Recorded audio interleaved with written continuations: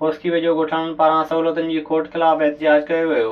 ज़ैनुलाब्दीन शाह, हुसैन दर्स, अब्दुसत्तार बुरड़ो ऐं ॿियनि चयो त ओलिया राज सिंह सूमराणी जो रोड वरियनि खां नज़रअंदाज आहे।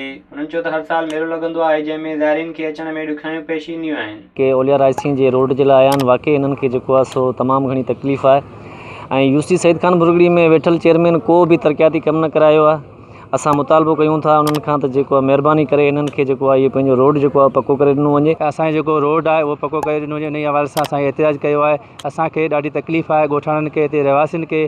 जेको वीचारो बीमार थिए थो उन्हनि खे अस्पताल ताईं पहुचाइण में ॾाढी तकलीफ़ आहे, जीअं उहो अस्पताल ताईं बीमार माण्हू खे पहुचाए सघनि। ओलिया राज सिंह जो रोड ठाहे ॾिनो वञे। असांखे हर ॻाल्हि में, बीमारी में तकलीफ़ में, लाश करण में तकलीफ़, ॿियो असीं बुरगड़ी मज़ा मरूं बरसातनि में खजनि ई कोन था, तमामु तंग था थियूं। तंहिं करे महिरबानी करे असांखे इहो रोड ठाराए ॾिनो वञे। ॻोठाणनि मुताबिक़ त ओलिया राज सिंह सूमराणी खे रोड ॾेई संदन बेचैनी ख़तमु कई वञे।